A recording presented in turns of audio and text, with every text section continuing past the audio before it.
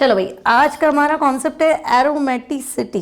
ठीक है, last turn पे हमने पढ़ा था कि कार्ब कैटायन की स्टेबिलिटी को जब हम डिसाइड करेंगे तो हमें पढ़ना पड़ेगा एरोमेटिसिटी। ठीक है, अगर आप चाहते हैं कि कार्ब कैटायन स्टेबल है या नहीं है तो आपको बताना पड़ेगा सबसे पहले एरोमेटिसिटी, दूसरा मेसोमेरिक इफेक्ट, या फिर तीसरा हाइपर कॉन्जुगेशन। ठीक है, मतलब कार्ब कैटायन की स्टेबिलिटी को डिसाइड करने के लिए आपको 3 फैक्टर पता होने चाहिए। अब मान लो आपके कंपैरिजन में ये भी आ रहा है, ये भी आ रहा है, ये भी आ रहा है, तो फर्स्ट प्रेफरेंस जाएगी एरोमेटिसिटी। ऐसा कार्ब कैटायन जो एरोमेटिक है वो सबसे ज़्यादा स्टेबल, फिर जिसमें मेसोमेरिक इफेक्ट है या रेजोनेंस है, लास्ट में हम बात करेंगे हाइपर कॉन्जुगेशन। ठीक है, और ये सब नहीं लगे तो आई इफेक्ट तो है ही। क्लियर? चलो अब देखो एरोमेटिसिटी है क्या। मतलब अगर मैं तुम्हें कहूँ कि भाई ये कंपाउंड एरोमेटिक है ना, for a compound to be aromatic क्या शर्त है, क्या होना चाहिए? सबसे पहले कंपाउंड की पहली शर्त कि एक कंपाउंड आप कहना चाह रहे हो कि भाई ये तो बढ़िया एरोमेटिक है, तो उसके बाद ऐसा क्या होना चाहिए, सिस्टम कैसा होना चाहिए? तो हम कहेंगे कंपाउंड एरोमेटिक है तो सबसे पहली शर्त है कि वो साइक्लिक होना चाहिए। साइक्लिक मतलब क्लोज चेन, ओपन चेन वाले को आप कभी भी एरोमेटिक कंसिडर नहीं करें। ठीक है, तो साइक्लिक होना चाहिए। दूसरा प्लेनर। ठीक है, अब प्लेनर मतलब समझे sp2 हाइब्रिडाइजेशन। ठीक है, अब sp2 हाइब्रिडाइजेशन में भी देखो 2 शर्तें है ना भाई। sp2 हाइब्रिडाइजेशन कब बोलोगे? जब तुम कहोगे बॉन्ड पेयर 3 है। ठीक है, बॉन्ड पेयर 3, लोन पेयर 0, तो ऑब्वियस है ना sp2 हाइब्रिडाइजेशन है। आप क्या बताते हो? Bond pair plus lone pair equals to hybridisation, तो 3 और 0 तीन ऑर्बिटल पार्टिसिपेट करेंगे मतलब sp2।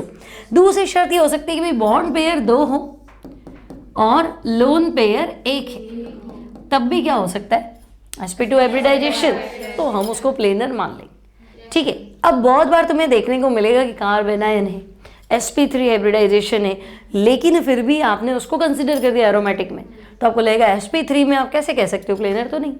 लेकिन अगर sp3 वाला कार्बन रेजोनेंस में इन्वॉल्व है तो कहीं ना कहीं वो डबल बॉन्ड बनाएगा, तो वो अपने आप क्या हो जाएगा sp2, है ना। मतलब अगर मैं सीधा CH3 माइनस लिख दूं तो मुझे पता है इसके पास 3 तो बॉन्ड पेयर है ना, और 1 लोन पेयर है। ठीक है, तो इसमें 4 है, तो ये आपका sp3 हाइब्रिडाइज्ड है, कोई टेंशन नहीं है ना।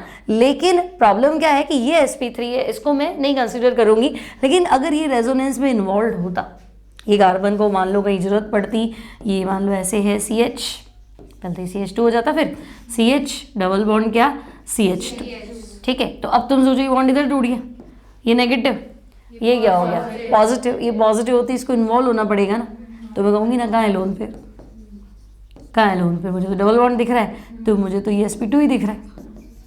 ठीक है, तो अगर आपका sp3 हाइब्रिडाइज्ड है, कार्ब एनायन फंस गया, लेकिन अगर गलती से भी वो एक बार भी लोन पेयर में रेजोनेंस में इन्वॉल्व हो गया, तो वो अब sp3 नहीं माना जाएगा, क्या माना जाएगा sp2। ठीक है, तो देखो अकेला कार्ब एनायन था, अकेला कार्बन माइनस था, तो sp3 बोलो, कोई दिक्कत नहीं है। लेकिन कार्ब एनायन इन रेजोनेंस, इस सिचुएशन में कार्ब एनायन को क्या कंसिडर करेंगे sp2, जबकि वही चीज़ है, देखो 2 बॉन्ड पेयर है, ये तीसरा और बॉन्ड पेयर है, और चौथा लोन पेयर है, तो कंडीशन तो आपको लगेगी ये है। लेकिन आप क्या देखोगे, गया ना आगे, ये तो वापस क्या हो गया sp2, मोबाइल इलेक्ट्रॉन होते ही हाइब्रिडाइजेशन बदल जाएगा। ठीक है, तो हमारी शर्त है भाई प्लेनर होना चाहिए, प्लेनर का आंसर sp2 होता है, और sp2 की 2 कंडीशन हमारे क्लियर है, या तो 3 बॉन्ड पेयर लिया हो, या 2 बॉन्ड पेयर और 1 लोन पेयर, चला लेंगे हम, हमारे को टेंशन नहीं।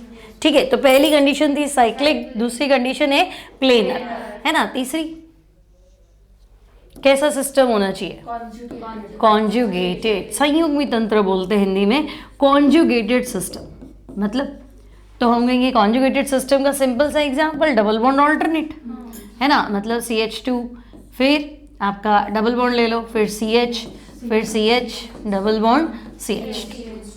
ठीक है, ये भी लिखो तब भी ठीक है, लेकिन अब सीधी सी बात है, ऑर्गेनिक पढ़ रहे तो सारे एग्जाम्पल कार्बन के, तो मैंने कार्बन लिखा है तो इसको मैं क्या मानूंगी, कॉन्जुगेटेड सिस्टम। सही है, डबल बॉन्ड घूम सकता है, डबल बॉन्ड घूम जाएगा। देखो अगर मैं इसको यहाँ ब्रेक कर दूँ, नेगेटिव, ये पॉजिटिव, ये इधर आ जाएगा, ये डबल बॉन्ड इधर, वापस ये प्लस हो जाएगा, ऐसे। तो मैं कहूँगी हाँ ठीक है, डबल बॉन्ड ऑल्टरनेट मतलब कॉन्जुगेटेड सिस्टम। तो एक सिचुएशन तो है कि चलो सारे डबल बॉन्ड आपके ऑल्टरनेट लगने चाहिए, मान लेंगे हम।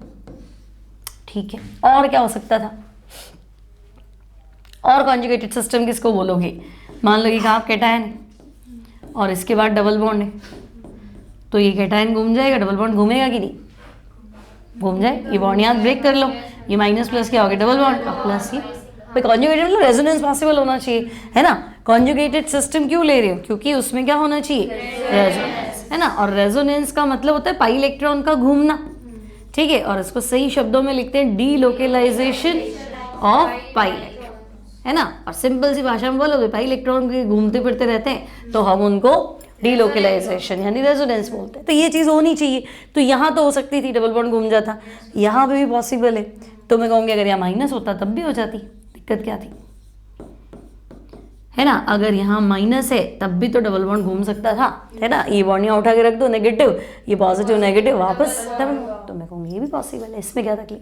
फिर ऐसा तो है ना मुझे फ्री रेडिकल टाइप कुछ मिलता तब भी हो जाता, ये नहीं घूम सकता था क्या? होमोलिटिक फ्यूजन कर लो, है ना। आधा इलेक्ट्रॉन इधर, आधा मतलब आधा आधा टूट गया, एक बॉन्ड एक इलेक्ट्रॉन शिफ्ट कर दो तो डॉट डॉट क्या हो गया? Double bond, dot. ये भी पॉसिबल है। कॉन्जुगेटेड सिस्टम तो कुछ भी है ना। या तो सीधे डबल बॉन्ड ऑल्टरनेट हो, cation alternate double bond, lone pair alternate double bond, single electron alternate double bond. इन सारी स्थितियों में अनुनाद रेजोनेंस पॉसिबल है। तो हम कहेंगे भी देखो एक कंपाउंड के एरोमेटिक होने की कुछ शर्तें हैं।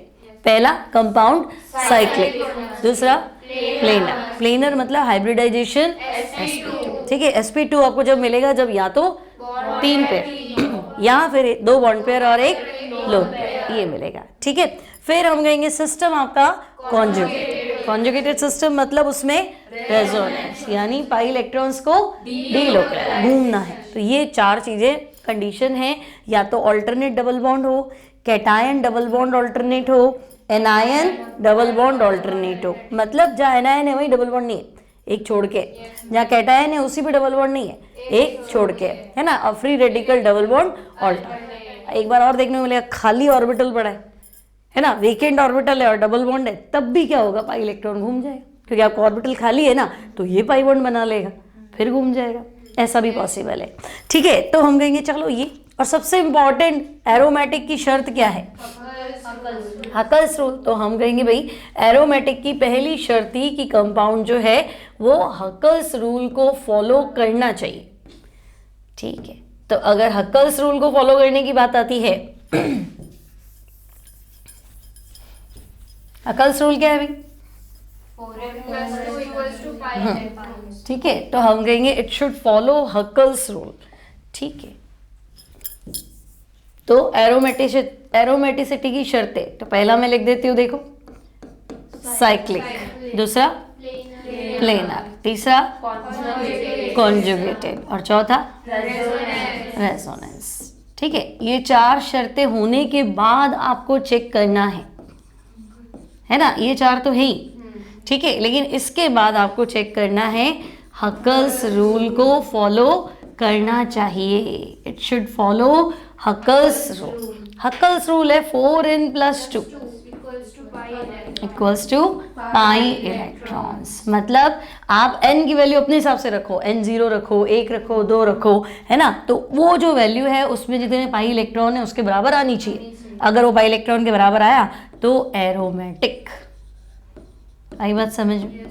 ये अब हम कहें कि मान लो शुरू की है ना कंडीशंस फुलफिल हो रही है, साइक्लिक भी है, प्लेनर भी है, कॉन्जुगेटेड भी है और रेजोनेंस भी, 4 है। हकल्स रूल को फॉलो नहीं करता, है ना। उसमें कुछ ऐसा आ रहा है 4n की वैल्यू पाई इलेक्ट्रॉन्स के बराबर है, एंटी एरोमेटिक, ठीक है। n क्या है यहाँ पे? तो मैं कहूँगी n की वैल्यू में पुट करनी है। आप रखो n = 0 1 2 3, ठीक है। तो यहाँ आपको n की वैल्यू रखनी है, कितना रखना है? n 1 2 3 ऐसे, है ना। क्योंकि 0 रखोगे तो फिर वहीं पहुँच जाएगा, इसलिए, ठीक है। तो यहाँ आप n की वैल्यू रखो। 4n की वैल्यू पाई इलेक्ट्रॉन के बराबर अगर आती है तो आपका कंपाउंड जो है दैट इज एंटी। तो देखो एरोमेटिक मतलब मोस्ट स्टेबल और एंटी एरोमेटिक मतलब लीस्ट स्टेबल। इससे बढ़िया तो फिर नॉन एरोमेटिक ही है। एलिफेटिक वाला भी ज़्यादा स्टेबल होता है इसके कंपैरेटिवली, ठीक है। तो हम कहेंगे अच्छा चलो 3 कंडीशन मेरे पास होगी, है ना, एंटी एरोमेटिक और नॉन एरोमेटिक। तो एंटी एरोमेटिक में तुम क्या होगी, बाकी सारी condition clear, 4n equals to pi electrons, ठीक है। और नॉन एरोमेटिक में तो तुम कहोगे अगर sp3 हाइब्रिडाइज्ड कार्बन आ गया तो आपकी सारी बातें वहीं खत्म हो जाएंगी। भाई पूरा सिस्टम मेरा ठीक है, कोई एक कार्बन फंस गया जो sp3 तो फिर कहेगा एरोमेटिक, फिर तो एरोमेटिक भी नहीं हो सकता, एंटी एरोमेटिक भी नहीं हो सकता, तो फिर मेरे पास बचा ही क्या, नॉन एरोमेटिक, है ना। तो if sp3 hybridised carbon is involved in cyclic system, सब कुछ सही चल रहा था, एक कार्बन ने गड़बड़ कर दी, है ना, तो हम कहेंगे अगर एक भी गड़बड़ करेगा तो बात खत्म हो जाएगी, then it will be non aromatic. Clear, यहाँ तक की बात क्लियर है? It will be non aromatic, ठीक है। चलो, तो अब हमारे पास तीन चीजें हैं, aromatic, anti aromatic, non aromatic, ठीक है। और अगर मैं आपसे कहूंगी नहीं आप ऐसा करो, स्टेबिलिटी का ऑर्डर दे दो, सबसे बढ़िया एरोमेटिक, फिर नॉन एरोमेटिक और फिर एंटी एरोमेटिक, ठीक है। यहाँ तक कोई डाउट है क्या? ये चीज़ क्लियर है? तो हम कहेंगे सबसे बढ़िया सिस्टम होता है एरोमेटिक, फिर और फिर एंटी एरोमेटिक, ठीक है। अब सिंपल सा अगर एरोमेटिक ही पूछे, भाई एरोमेटिक आपको कैसे पहचानोगे, तो एरोमा स्पेसिफिक स्मेल होती है, ठीक है, और ये काले धुएं के साथ जलते हैं, बर्न्स विद सूटी फ्लेम। सूटी फ्लेम यानी काले धुएं के साथ जलते हैं, क्यों काले धुएं के साथ क्यों जलते हैं? क्योंकि इनमें कार्बन का परसेंट ज्यादा होता है। आप क्या हो एरोमेटिक मतलब, आपका सिंपल एग्जांपल बेंजीन C6H6, तो आप जितने हाइड्रोजन लाए हो उतने के उतने कार्बन, जबकि आप एलिफेटिक में जाओ आप क्या कहते थे, CnH2n+2, डबल के बाद की बात कर रहे हो, नहीं तो आप कह रहे हो CnH2n, या फिर कह रहे हो CnH2n-2, मतलब डबल से 19-20 चल रहे हो, या तो ज्यादा कर रहे हो या डबल से कम चल रहे हो, पर CnHn तो नहीं बोल रहे हो ना। बेंजीन क्या कह रहा है, जितने कार्बन है उतने हाइड्रोजन, तो कार्बन का परसेंटेज बहुत ज्यादा है, आई बात समझ में? तो कार्बन का हाई परसेंटेज होने की वजह से ये काले धुएं के साथ जलते हैं, इसलिए हम इनको पहचान लाते हैं, हाँ ये एरोमेटिक होना चाहिए, ठीक है। आपको लैब में टेस्ट करना है, मान लो आपको दे दिया गया ना अमाइंस का टेस्ट, ठीक है, तो हम कहेंगे अमाइन का टेस्ट हमने बना लिया डाइएजोटाइजेशन से या डाई वाई बना के, लेकिन वो कहेगा कि ये एरोमेटिक अमाइन है या आपका एलिफेटिक अमाइन है। चलो डाई तो आपका एरोमेटिक अमाइन बना लेगा, सिंपल मान लो तुमने कार्बाइल अमाइन टेस्ट कर दिया, याद है carbylamine reaction, isocyanide test, amine chloroform KOH, amine chloroform KOH मिलाते ही आंसर क्या आता है, आइसोसाइनाइड। फिर अपन कहते हैं इतनी गंदी स्मेल होती है कि वो आइडेंटिफाई हो जाता है, ये तो अमाइन है, तो 1 डिग्री अमाइन। लेकिन प्रॉब्लम क्या है, ये रिएक्शन तो आपका मिथाइल अमाइन भी दे देगा, इथाइल अमाइन भी दे देगा और एनिलीन भी दे देगा। तो मुझे ये तो पता है कि भाई ये NH2 है, लेकिन ये NH2 एलिफेटिक है कि ये NH2 एरोमेटिक है, वो कैसे? ये तो बोर्ड पे निकालने का है, हाँ भाई चलो अक्कल्स रूल को फॉलो करते हैं एरोमेटिक, वहाँ प्रैक्टिकल में कैसे निकालोगे अक्कल्स रूल? आप सीधा वो करो, उसमें ग्लास रॉड डिप करो, ग्लास रॉड को डिप करके और फ्लेम में जलाओ, अगर काले धुएं के साथ जलता है तो आपका एरोमेटिक, और वो अगरबत्ती जैसा जल रहा है तो एलिफेटिक। इतनी बात क्लियर है, ठीक है। अब एरोमेटिसिटी का कॉन्सेप्ट क्लियर, तो अब तुम पहचान जाओगे कि भाई एरोमेटिक है या नहीं, आइडेंटिफाई करो। जैसे देखो पहला कंपाउंड हमारे पास है साइक्लोप्रोपाइल कार्बोकेटाइन, साइक्लिक है, रेजोनेंस है, चेक करो, देखो साइक्लिक है, साइक्लिक है, फिर कार्बन देखो ये sp2, ये भी sp2, और कार्बोकेटाइन sp2 होता है, हमारा वैसे ही टेंशन नहीं है, कार्बोकेटाइन क्या होता है, sp2 ही होता है, ठीक है। फिर आपका प्लेनर भी है, ठीक है, साइक्लिक वाली कंडीशन फुलफिल हो गई, चलो साइक्लिक हो गया, प्लेनर भी हो गया क्योंकि each atom is sp2 hybrid, तो हम कहेंगे भाई साइक्लिक भी है, प्लेनर भी है। रेजोनेंस है, ये डबल बॉन्ड अगर मान लो यहाँ टूट गया तो ये नेगेटिव, ये वाली साइड क्या होगी पॉजिटिव, तो नेगेटिव पॉजिटिव डबल बॉन्ड बन जाए, तो मैं कहूँगी डबल बॉन्ड भी घूम रहा है ना, मतलब कॉन्जुगेटेड सिस्टम भी है और रेजोनेंस भी, ठीक है। कॉन्जुगेटेड मतलब जिस पर डबल बॉन्ड है वहाँ प्लस नहीं होना चाहिए, तो वहाँ तोड़ना है, डबल सिंगल फिर प्लस, चलिए तो हम कहेंगे ओके, रेजोनेंस भी है, कॉन्जुगेटेड सिस्टम भी है, सारी बातें फुलफिल कर रहा है। अब हक्कल्स रूल लगाएं तो हमारा रूल ये है 4n+2 equals to pi electrons. अब बोलो, तो यहाँ वैल्यू रख दो, पाई इलेक्ट्रॉन कितने हैं, पाई इलेक्ट्रॉन आपके कितने हैं, 2 है ना, तो 4n+2 इक्वल्स टू कितना हो जाएगा 2, तो 4n कितना हो गया 0, तो n की वैल्यू कितनी होगी तो 0 आ जाए, हमारे कोई टेंशन नहीं है। 0 वाले को हम क्या कंसिडर करते हैं एरोमेटिक है, टेंशन फ्री। तो साइक्लोप्रोपाइल कार्ब कैटायन क्या कंसिडर करोगे इसको एरोमेटिक, तो ये एरोमेटिक है। ठीक है, अब यहाँ आओ, यहाँ देखो साइक्लिक दिख रहा है, प्लेनर है ना, हम कहेंगे ये तो sp3 है ना, लेकिन ये रेजोनेंस में इन्वॉल्व है। चेक करो कैसे इन्वॉल्व है, मान लो ये बॉन्ड यहाँ टूट गया तो ये नेगेटिव, ये साइड क्या हो गई पॉजिटिव, तो अभी जिसको आप अभी sp3 कह रहे हो थोड़ी देर में sp2 हो जाएगा, क्योंकि डबल बॉन्ड तुम्हारा इधर शिफ्ट हो गया है ना। तो जब भी आपका negative charge sp3 hybridised carbon double bond में इन्वॉल्व हो गया, अब आप उसको sp3 नहीं बोल सकते हो, है ना, अब आप उसको क्या बोलोगे, ये तो sp2, तो ये sp2 ही गिना जाएगा अगर ये रिंग के अंदर है। अगर अकेला होता तो आपका sp3 होता, है ना। अगर ये ऐसे खुली भी होती ना रिंग, जैसे मान लो ये ऐसे है, तो तुम इसको sp3 बोलते हो, मैं नहीं करती, ये sp3, वो वाला कार्बन क्या है sp3, उसको मैं नहीं गिनूंगी प्लेनर, लेकिन ये तुम्हारे रिंग के अंदर चल रहा है तो रुकेगा ही नहीं यहाँ पे, तो इसको आपको गिनना पड़ेगा।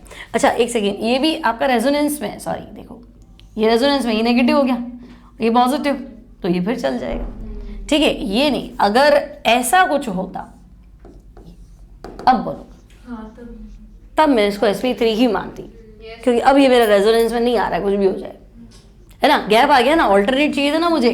ठीक है, तो मैं कहूँगी जिसपे नेगेटिव है वहाँ डबल बॉन्ड नहीं, पर आगे तो चाहिए ना, तो आगे कहाँ है ना, एक घर छोड़ के, ये रेजोनेंस में इन्वॉल्व नहीं है, ये sp3, क्लियर। लेकिन ये तो आपका रेजोनेंस में आ गया, अभी इस पे क्या था नेगेटिव था, थोड़ी देर में क्या होगा डबल बॉन्ड, तो ये sp2 ही माना जाएगा। तो मैं कहूँगी साइक्लिक वाली कंडीशन तो फुलफिल हो रही है, प्लेनर वाली भी हो रही है, रेजोनेंस भी है। अब अगर मैं क्या लिखूँ, एरोमेटिक की एंटी एरोमेटिक, क्या करें सोचो। अगर मैं यहाँ पे 4n+2 equals to pi electron लिखूँ, तो देखो पाई इलेक्ट्रॉन 4 है ना, तो पाई इलेक्ट्रॉन अगर मैं यहाँ 4 रखूंगी तो n तो आएगा ही नहीं मेरा, सिंपल होल नंबर तो नहीं आएगा, है ना। मेरे को तो n की वैल्यू जैसे यहाँ 0 रखनी थी, तो आपका आंसर कितना आ जाता 2 आ जाता है ना। अगर मैं यहाँ पे 0 रखूंगी ना तो हाँ ठीक है, तो अगर मैं यहाँ पे n की वैल्यू 0 रख दूँ तो मेरे पास आंसर क्या आ जाता 2, तो वो पाई इलेक्ट्रॉन वाला सिस्टम है, चल जाता। तो हम कहेंगे नहीं, देखो ये आपका इधर शिफ्ट कर लेते हैं, रेजोनेंस वगैरह तो ठीक है, पाई बॉन्ड भी ठीक है। अगर मैं पाई इलेक्ट्रॉन की वैल्यू 4 रख रही हूँ, है ना, तो पाई इलेक्ट्रॉन 4, 4n की वैल्यू फ्रैक्शन में हाफ, तो हाफ तो बैठेगा नहीं, तो ये एरोमेटिक नहीं है, क्योंकि ये हकल्स रूल को फॉलो नहीं। अब मैं क्या करूँ,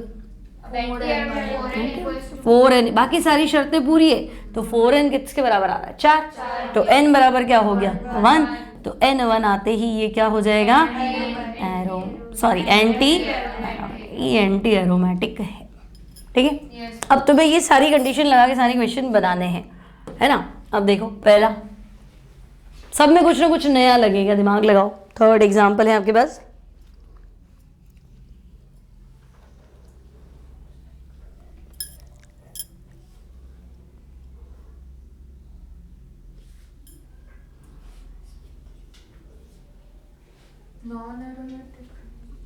नॉन एरोमेटिक। देखो ये वाला कार्बन का हाइब्रिडाइजेशन चेक करो, sp2, ये ऊपर वाला sp3 आते तो सारा काम ही खराब हो गया। sp3 आते ही आप सारी शर्तें ही भूल जाओ, है ना। तो हम कहेंगे ये क्या है नॉन एरोमेटिक, क्योंकि प्लेनर है ही नहीं, और जो प्लेनर नहीं है उसके बारे में बात करनी ही नहीं, तो दिस इज नॉन एरोमेटिक। ठीक है, यहाँ यहाँ पे आपको क्या मिला, ये वाला कार्बन क्या है sp3। ठीक है, तो हम कहेंगे sp3 आते ही ये वापस क्या हो गया, इतनी बात क्लियर है। ठीक है, अब वहां जाओ, सारी कंडीशंस देखो, साइक्लिक है, प्लेनर है, सबके सब sp2 चाहिए, साइक्लिक है, प्लेनर भी है, और बोलो रेजोनेंस भी है, ये प्लस भी इन्वॉल्व है ना, सारे एटम रेजोनेंस में होने चाहिए, है ना। तो अगर मैं इस बॉन्ड, जरूर नहीं कॉन्जुगेटेड सिस्टम हो, मिल रहा है तो बढ़िया है, कॉन्जुगेटेड नहीं मिल रहा है तो भी चला लेंगे, मतलब रेजोनेंस में सारे एटम होने चाहिए ऐसे। तो आप दिमाग लगाओ, एंटी एरोमेटिक क्यों, क्योंकि 4n की वैल्यू किसके बराबर आ रही है 4, तो n किसके बराबर हुआ 1, तो हम कहेंगे तो गड़बड़ हो गया भाई, ये हमारा एंटी एरोमेटिक। अब वहाँ देखो cyclopentadienyl carbanion aromatic aromate, इसको sp2 गिने कि नहीं गिने? गिनना पड़ेगा। इसको क्या गिनेंगे? sp2। क्यों गिनेंगे? क्योंकि ये रेजोनेंस में आ जाएगा, ठीक है, ऑल्टरनेटर आ जाएगा। तो हम कहेंगे चलो साइक्लिक हो गया, प्लेनर भी हो गया, कॉन्जुगेटेड सिस्टम भी है, रेजोनेंस भी है, और मतलब 4n+2 की वैल्यू 6 लिख दें, है ना। तो n की वैल्यू मेरे पास कितनी आ रही है? 1, ठीक है। इसका मतलब ये क्या है? एरोमेटिक, ठीक है। तो इस तरह से तुम्हें आइडेंटिफाई करना है ना। कोई भी कंपाउंड देखो उसमें अपनी ये 4 चीज़ें दिमाग में लगाओ। चौथा, पहला साइक्लिक चेक करो, प्लेनर चेक करो, है ना, रेजोनेंस चेक करो, और उसके बाद में लास्ट क्या देख लो? अच्छा, रेजोनेंस में भी मतलब सारा पूरी रिंग जो है वो रेजोनेंस में आनी चाहिए, नहीं ये एटम तो नहीं आ रहा है, ऐसा नहीं होना चाहिए। सब चीज़ें क्या आनी चाहिए? रेजोनेंस में आनी चाहिए, तो आपका वो माना जाएगा। पूरे सारे बॉन्ड घूमने चाहिए, जो भी ऑल्टरनेट डबल बॉन्ड है ना, सब घूमने चाहिए, ठीक है। तो हम हकल्स रूल चेक कर लेंगे। हकल्स रूल तो मेरे को क्लियर है कि 4n+2 की वैल्यू पाई इलेक्ट्रॉन्स के बराबर है। यहाँ आपको अगर आप ऐसे सोचो ना कि भाई ये 4n+2 है, इसकी वैल्यू पाई इलेक्ट्रॉन्स के बराबर आनी चाहिए। आपको आपकी n की वैल्यू रखनी है, मतलब n 0 रख दूँ तो पाई इलेक्ट्रॉन कितने होने चाहिए? 2, है ना। अगर मैं n की वैल्यू 1 रख दूँ तो पाई इलेक्ट्रॉन 6, तो जिसका आंसर 2 है वो एरोमेटिक। फिर 6 वाला देख लो, एरोमेटिक। 4 आपके यहाँ कहीं नहीं आएगा। फिर मैं n की वैल्यू 2 रख दूँ तो कितना हो गया? 10 वाला सिस्टम क्या है? एरोमेटिक। आई बात समझ में? ऐसे तो पाई इलेक्ट्रॉन आपके 0 है, सॉरी 2 है। पाई इलेक्ट्रॉन कितने हैं? 2 है, फिर 6 है, फिर 10। क्योंकि अगर मैं n की वैल्यू 0 रखूंगी तो पाई इलेक्ट्रॉन 2 आएगा, n की वैल्यू 1 रखूंगी तो पाई इलेक्ट्रॉन 6 आएगा, n की वैल्यू 2 रख दूंगी तो पाई इलेक्ट्रॉन 10 आएगा। तो 0, 6, 10 चल जाएगा। 14 भी चलेगा। देखिए n की वैल्यू 3 रख दूं तो 12 और 2 14, है ना। तो 0, 2, सॉरी पहले 2 से स्टार्ट करना है, 2, 6, 10, 14, फिर आगे 18, है ना। तो आपका एरोमेटिक कंसिडर होगा। तो आपको टेंशन करनी नहीं है। 4 तो हमारा था ही नहीं, है ना। हमारा 2, 6 और 10 था, ठीक है। अब ऐसे चलते जाओ, ये बना लिया हमने, आगे बढ़ो। इधर देखो, इसका क्या है? साइक्लिक है, प्लेनर है, सारे एटम इन्वॉल्व है रेजोनेंस में, के का छूट रहा है। देखो अगर ये बॉन्ड यहां स्प्लिट करूं तो ये माइनस ये प्लस रेजोनेंस में आ जाएगा, और उल्टा कर दूं, है ना। अगर मैं इस बॉन्ड को यहां ब्रेक करूं तो ये माइनस प्लस डबल बॉन्ड आ जाएगा, तो प्लस इधर लग जाएगा। तो सारे ही तो आ रहे हैं। मेरे को तो ये भी प्लस अपना डबल बॉन्ड में कन्वर्ट कराना है और ये भी कन्वर्ट कराना है। मैं कहूँगी पॉसिबल है, बॉन्ड जहाँ स्प्लिट हो रहा है उसके ऑपोजिट वाला डबल बॉन्ड बन जाएगा, ठीक है। तो हम कहेंगे ओके चलो यहाँ तक तो ठीक है। तो साइक्लिक हो गया, प्लेनर हो गया, रेजोनेंस भी हो गया, और क्या देखना था? अब हकल्स रूल तो कर रहे हैं। पाई इलेक्ट्रॉन कितने हैं? 2 है। इसको तो गिनेंगे नहीं, ये तो प्लस है, माइनस होता तो गिनते। तो हम कहेंगे ओके भाई 4n+2, ठीक है। अगर मैं n की वैल्यू कितनी रख दूँ? 0, है ना।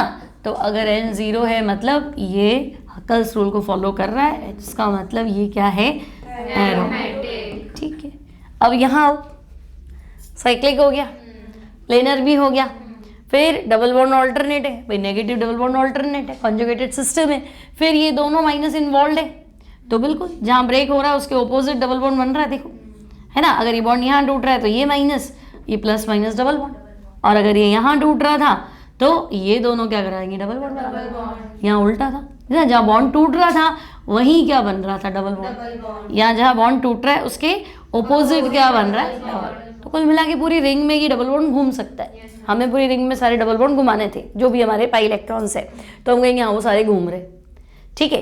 तो अब हकल्स रूल को फॉलो कर रहा है। देखो पाई इलेक्ट्रॉन कितने? 2, 4 और 6, इन सबको, क्योंकि इसका मैंने पाई बॉन्ड बनाया था, है ना। समझे मेरी बात? देखो अगर मान लो ये बॉन्ड आपका यूं टूटता है तो यहाँ डबल बॉन्ड बनता है नीचे वाली साइड, यहाँ डबल बॉन्ड बन जाएगा। ये आपका माइनस यूं का यूं, और ये माइनस नया बन गया हमारा, ठीक है। फिर अगर आगे बढ़े, है ना, तो हमने क्या किया? इस बॉन्ड को शिफ्ट कर दिया। अब इस बॉन्ड को अगर मैं यहाँ शिफ्ट कर दूँ ठीक है, तो ये माइनस आ जाएगा, यहाँ क्या हो जाएगा प्लस, तो डबल बॉन्ड यहाँ बन जाएगा। तो ये कुछ ऐसा आ रहा है, यहाँ डबल बॉन्ड आ गया, ये नेगेटिव आ गया, है ना, और ये भी नेगेटिव। बात समझ में आई? तो डबल बॉन्ड तो पूरी रिंग में घुमा देगा, एक बार लेफ्ट में, एक बार इधर आ गया, एक बार इधर आ गया, और घुमाओगे तो ऊपर भी आ ही जाएगा। तो पूरी रिंग में डबल बॉन्ड घूम गया, हर एटम को टच कर लिया इसने। और पूरी रिंग में देखो ये 2 माइनस भी घूम गए। अभी आपके राइट में थे, लास्ट वाले में 2 लेफ्ट में थे, अभी ऊपर है, और घुमाओगे तो दोनों नीचे भी आ गए। तो ये मतलब समझे ना, कॉन्जुगेटेड सिस्टम मतलब आप सब जगह घूम के आ रहे हो, जैसे बेंजीन वाली बात थी वो, है ना। ये तो सारी शर्तें पूरी हो रही है। अब हकल्स रूल लास्ट बचता था, तो हम कहेंगे अगर मैं n की वैल्यू कितनी रख दूँ, 1 रख दूँ, है ना।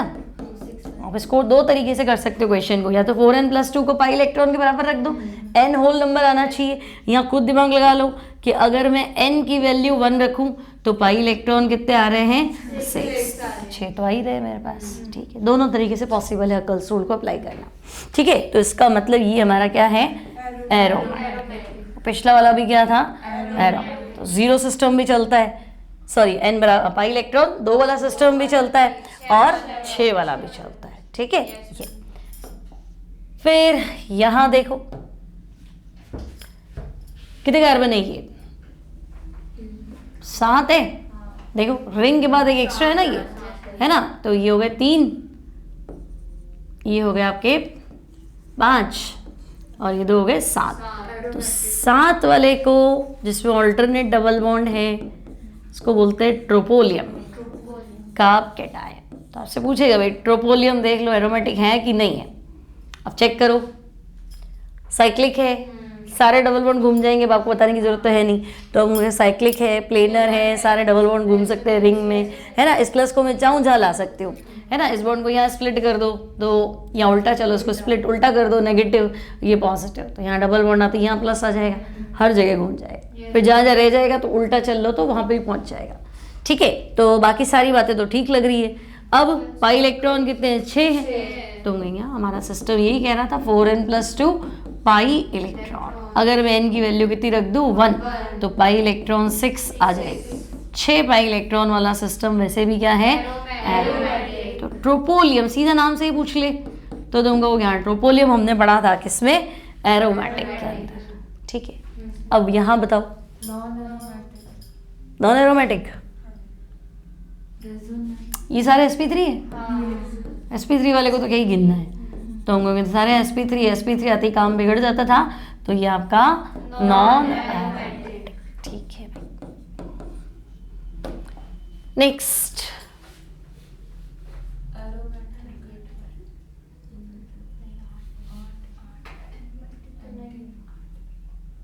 भाई इलेक्ट्रॉन कितने, 8 है। 8 वाले के लिए जगह नहीं थी हमारे पास, थी 2, 6, 10, 14, 18, है ना।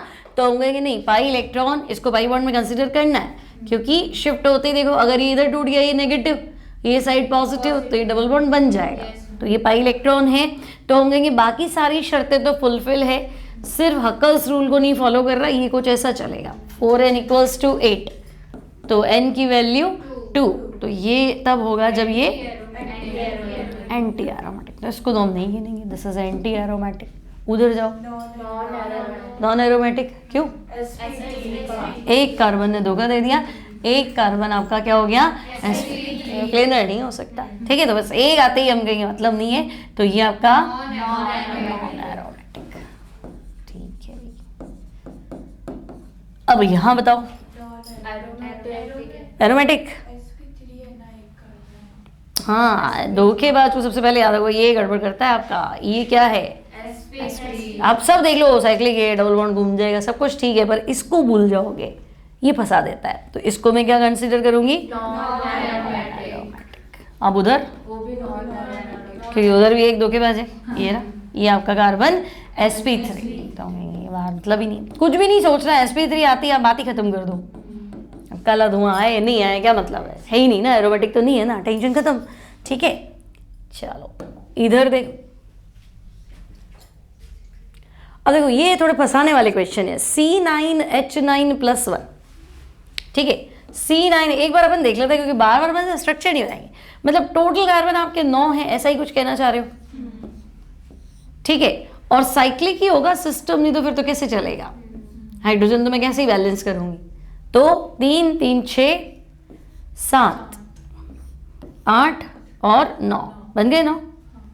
ठीक है, गिन लो 3 3 6 7 8 9। ठीक है, अब ऑल्टरनेट डबल बॉन्ड भी लगा लो। मान लो यहाँ डबल बॉन्ड है, फिर यहाँ डबल बॉन्ड है, फिर आपके यहाँ डबल बॉन्ड है, और इधर भी डबल बॉन्ड है।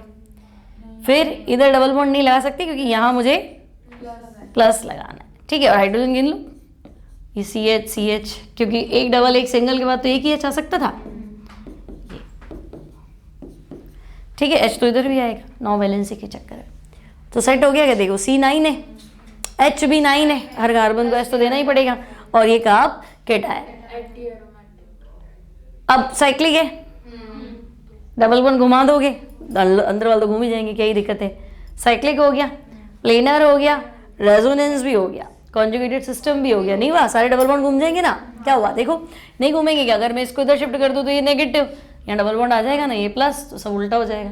क्लियर, तो मैं कहूँगी हाँ डबल बॉन्ड ऑल्टरनेट आ गया, इसका मतलब तो चलेगा। और वैसे ही देख लो ना, जहाँ प्लस है उसके दोनों तरफ डबल बॉन्ड नहीं होने चाहिए, आगे से तो उल्टा बड़ी रेजोनेंस आएगा, है ना। तो हम कहेंगे सारी शर्तें पूरी है, खाली डबल बॉन्ड कितने हैं, 2 4 6 और 8। तो 8 वाला तो हमारे ये था ही नहीं, हमारे पास क्या था, 2 6 10 14 18। तो हम कहेंगे फिर तो मतलब नहीं है। तो ये आपका सिस्टम है ऐसा, 4n 8 और n की वैल्यू 2। तो ये आपका उल्टा एंटी एरोमेटिक। ये तो बैठा क्या नहीं भाई,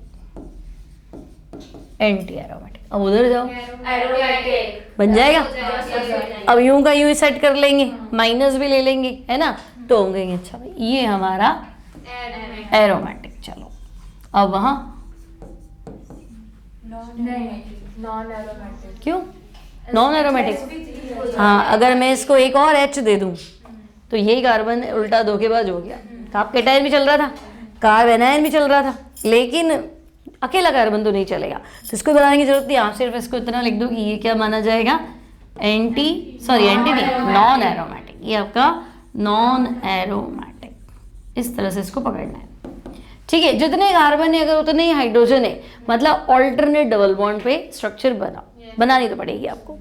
ठीक है, चलो अब यहाँ देखो, इसका नाम बताओ पहले तो, पिरिडीन।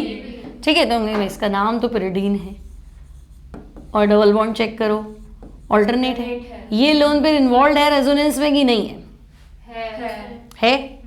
कैसे है? ये लोन पेयर रेजोनेंस में इन्वॉल्व नहीं है, lone pair is not involve. मुझे बताओ, डबल बॉन्ड का ऑल्टरनेट वैसे ही है ना, तो यूं ही घूम जाएंगे ना, इसको लेने की जरूरत क्या है ना। अभी मैंने ये बनाया, इसका ऑपोजिट भी बनाऊं तो सही है ना, गलत क्या है।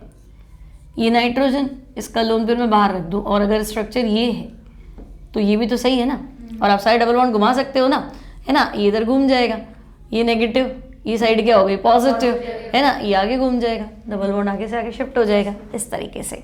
तो तुम कहोगे lone pair is not involved in resonance. ठीक है, तो मैं इसका तो नहीं गिनूंगी लोन पेयर।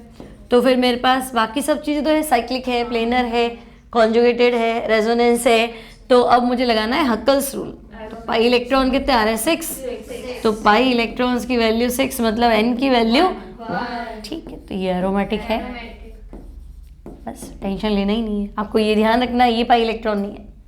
ठीक है, अब यहाँ इसका नाम बोलो, ये क्या है, पायरॉल। इसको क्या पढ़ेंगे, पायरॉल। अब बोलो ये नाइट्रोजन का हाइब्रिडाइजेशन चेक कर लो,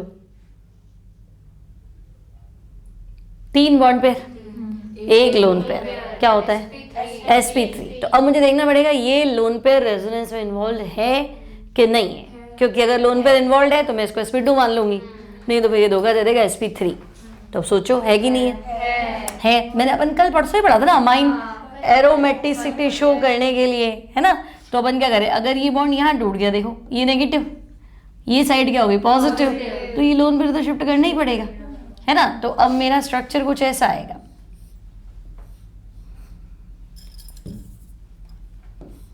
ये आपका NH चल रहा है, ठीक है। ये वाली साइड हमने कर दी नेगेटिव, ये पॉजिटिव था, ये नाइट्रोजन अपना लोन पेयर दे दिया, ये हो गया हमारे पास प्लस, और बाकी ये चीज़ है ही सही। अभी भी कॉन्जुगेटेड सिस्टम में देखो डबल बॉन्ड हो गया, लोन पेयर हो गया, डबल बॉन्ड, सब चलेंगे। फिर इसको आगे शिफ्ट कर दो, तो हम कहेंगे भाई lone pair involve in resonance, है ना, ये रेजोनेंस में इन्वॉल्व है। तो मतलब एक तो ये मेरा sp2 हो गया।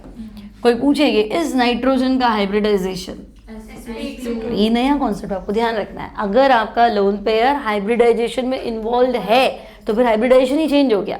हाइब्रिडेशन क्या हुआ, sp2, ठीक है। एक तो ये हो गया। अब पाई इलेक्ट्रॉन में भी कंसिडर हो जाएगा फिर, क्योंकि आपने इस लोन पेयर को कहाँ बना दिया, पाई बना दिया, तो ये पाई इलेक्ट्रॉन सिस्टम माना जाएगा। तो अब पाई इलेक्ट्रॉन कितने आ रहे हैं तुम्हारे पास, 6। तो अगर पाई इलेक्ट्रॉन 6 आ रहे हैं, इसका मतलब एरोमेटिक, एन की वैल्यू 1 है और ये क्या है, एरोमेटिक। और अब इतना तुम्हें दिमाग नहीं लगाना, तुम्हें सीधा था नहीं, पायरोल है, पायरोल एरोमेटिक होता है। सिमिलरली ये पायरोल है तो वो क्या है, ये क्या है, थायोफिन। इसको क्या पढ़ोगे, नॉट थायोफिन, थायोफिन तो सल्फर होता है, फ्यूरेट। इसको क्या पढ़ेंगे, फ्यूरेट। सल्फर होता तो थायोफिन, ऑक्सीजन है तो फ्यूरेट। अब सोचो इसके पास तो 2 लोन पेयर है। फिलहाल तुम्हें लग रहा है कि भाई ऑक्सीजन का hybridisation 2 bond pair 2 lone pair, sp3 लग रहा है ना। अब मुझे देखना पड़ेगा क्या लोन पेयर रेजोनेंस में आ रहा है, आ रहा है, दोनों आ रहे हैं कि एक आ रहा है, एक आ रहा है। तो देखो ये नेगेटिव, ये पॉजिटिव, तो एक लोन पेयर से आपका काम चल जाएगा, है ना। तो इसका अगला स्ट्रक्चर अगर आप बनाना चाहो तो कुछ ऐसा, एक लोन पेयर तो आप बाहर रख दो, है ना। इधर नेगेटिव आ गया, ठीक है, ये पॉजिटिव आते ही ऑक्सीजन इन्वॉल्व हो गया, ये आपके पास प्लस, और ये कुछ ऐसा, फिर ये घूम जाएगा। तो हम कहेंगे हाँ एक लोन पेयर आ रहा है, बस एक ही चाहिए था हमें तो, ठीक है। और ऑक्सीजन आपका sp2 कंसीडर हो गया, और हकल्स रूल को फॉलो कर रहा है, क्योंकि आपका लोन पेयर किस में कन्वर्ट हो गया, पाई बॉन्ड में। तो मैं मान लूंगी पाई इलेक्ट्रॉन 6 है, भाई ये तो मेरा पाई बॉन्ड था ही, 2 तो मुझे दिख ही रहे थे। लोन पेयर भी 1 मिनट में क्या बन गया, पाई बॉन्ड बन गया। तो पाई इलेक्ट्रॉन्स की संख्या हो गई 6, इसका मतलब इनकी वैल्यू 1, यानी तो सीधा याद रखो, पायरोल, पिरिडीन, फ्यूरेन, थायोफिन, है ना, ये सब के सब क्या है, एरोमेटिक, इनमें लड़ाई है ही नहीं, ठीक है। नेक्स्ट देखो इधर नहीं है, क्यों, ये यहाँ धोखा हो गया आपके साथ, sp3, तो हम कहेंगे नहीं, मतलब ही नहीं, कुछ सोचना ही नहीं, तो दिस इज नॉन एरोमेटिक। फिर इधर पक्का,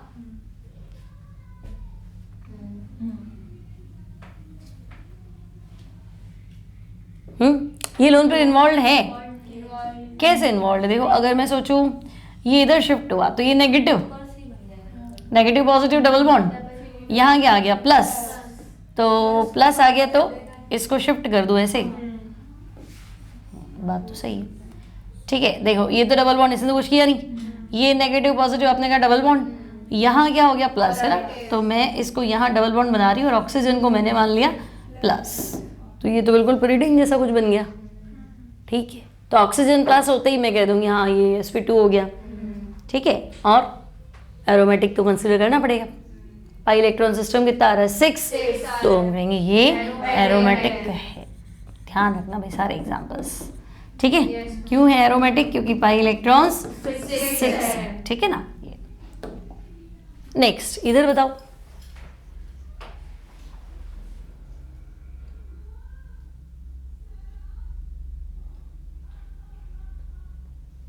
डबल रिंग वाला है, देखो इसको आधा आधा कंसीडर करो, ध्यान से देखो, ये बेंजीन है, सही है।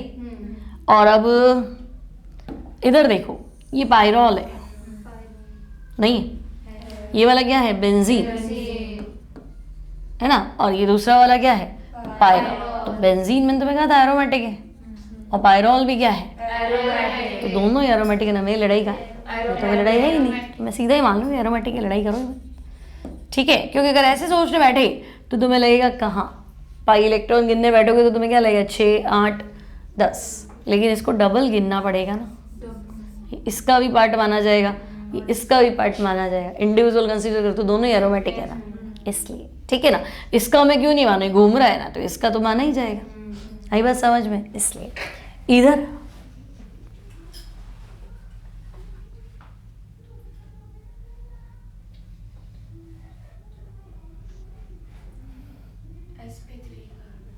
sp3 कौन सा? डबल बॉन्ड आ जाएगा ना। ये एरोमेटिक है कि नहीं है? है तो फिर कैसे?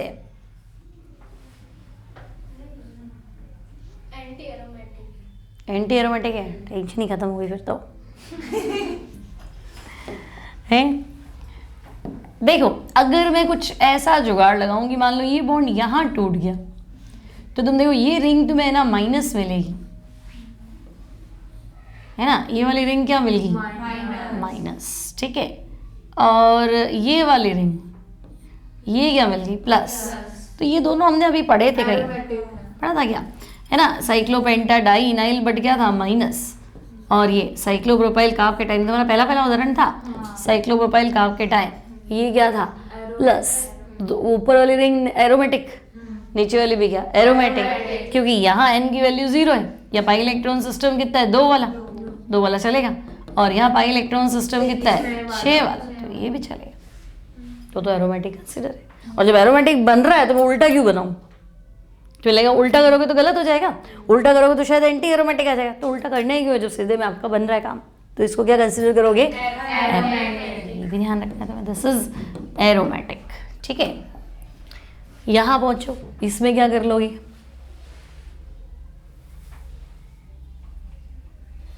एरोमेटिक क्यों? बॉन्ड तोड़ेंगे, प्लस माइनस। कौन सा प्लस बनाओ?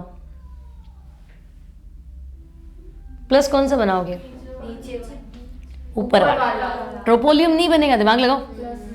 ऊपर वाला क्या बनेगा? ट्रोपोलियम। और तुमने अभी तो पढ़ा 6 वाला सिस्टम, ये भी क्या हो गया? 6 वाला सिस्टम। तो जैसे ही बॉन्ड स्प्लिट करोगे तो ये 6 पाई इलेक्ट्रॉन सिस्टम बन जाएगा, और ये भी क्या बन जाएगा? माइनस आते ही घूमने लग जाएगा ना, ये भी क्या बन जाएगा? 6 पाई इलेक्ट्रॉन सिस्टम। तो स्प्लिट करने के बाद देखो क्या एरोमेटिक बन रहा है, कंसिडर करो उसको, एरोमेटिक है। अब उधर जाओ, एंटी एरोमेटिक। एंटी एरोमेटिक क्यों? लोन पर आएगा रिंग में कि नहीं आएगा? नहीं आएगा, नहीं आएगा, आएगा। देखो अगर मैं इधर स्प्लिट करूँ तो ये नेगेटिव, ये वाली साइड पॉजिटिव, भाई अगर आएगा ना, है ना। जहां लोन पेयर है अगर वहां डबल बॉन्ड नहीं है, आगे डबल बॉन्ड है तो कॉन्जुगेटेड सिस्टम, ठीक है ना। अगर यही लोन पेयर है, यही डबल बॉन्ड है, तब तक कुछ नहीं हो सकता, तब रेजोनेंस नहीं है। लेकिन अगर इधर डबल बॉन्ड है, मतलब इधर लोन पेयर है और आगे जाके डबल बॉन्ड है, तो मैं इसको गिनूंगी, है ना, कि भी मान लो ये नेगेटिव, ये पॉजिटिव, तो ये आएगा सपोर्ट करने। क्लियर? तो अब ये देखो, जहां लोन पेयर है वहां डबल बॉन्ड नहीं है ना, तो आना है, तो कॉन्जुगेटेड है, ठीक है। अब कॉन्जुगेटेड सिस्टम है, साइक्लिक है, प्लेनर है, सब कुछ सही है। लेकिन पाई इलेक्ट्रॉन सिस्टम की बात करूं तो पाई इलेक्ट्रॉन 8 हमारा नहीं, हमारा था 2, 6, 10, 14, 18, तो कहीं पे भी नहीं आया। तो पाई इलेक्ट्रॉन सिस्टम आपका 8 वाला है, इसका मतलब ये एंटी एरोमेटिक। थोड़ा ध्यान रखेंगे एक एक चीज को। अब उसका जवाब दो, ये एंटी एरोमेटिक।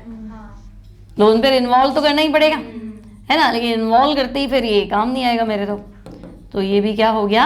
Anti aromatic. समझ में आ गया? एरोमेटिक कौन, एंटी एरोमेटिक कौन, ठीक है। एक लास्ट एग्जांपल और है, इसमें क्या करोगे? एरोमेटिक क्यों? 6 बोरोन का हाइब्रिडाइजेशन गिनो। sp2 हो जाएगा, लोन देखो हाइब्रिडाइजेशन 1, 2, 3 और 4। हाइब्रिडाइजेशन तो sp3 है, लोन पे इन्वॉल्व होगा, है ना। हम कहेंगे इधर शिफ्ट कर लो, ये नेगेटिव पॉजिटिव, एक सेकंड। लेकिन बोरोन पे लोन पेयर होता ही नहीं है भाई, गलत नहीं बना दिया। बोरोन पे लोन पेयर कहाँ होता है? बोरोन तो 3 ही बॉन्ड बना पाता है ना, बोरोन तो लोन पेयर होता है, बोरोन तो लोन पेयर नहीं होता है। अब बताओ, सेकंड क्वेश्चन तो यही था, अब बताओ इसका आंसर। नहीं होगा फिर sp3 sp3 का है, sp3 थोड़ा ना है, बोरॉन ही दिया है। पहले नाइट्रोजन तो मैंने पढ़ लिया था ना पीछे, है ना। हाँ, नाइट्रोजन तो रिंग में आ गया था, इधर ये एग्जाम्पल है। अब सोचो भाई, ये बोरॉन 1 2 3 बॉन्ड बना रहा है। हाइब्रिडाइजेशन बोरॉन के पास तो होता ही 3 ही है ना, हाइब्रिडाइजेशन तो sp2 है और बाकी तो सारे sp2 है। तो sp2 तो हो गया, साइक्लिक भी हो गया, प्लेनर भी हो गया। अब रेजोनेंस है,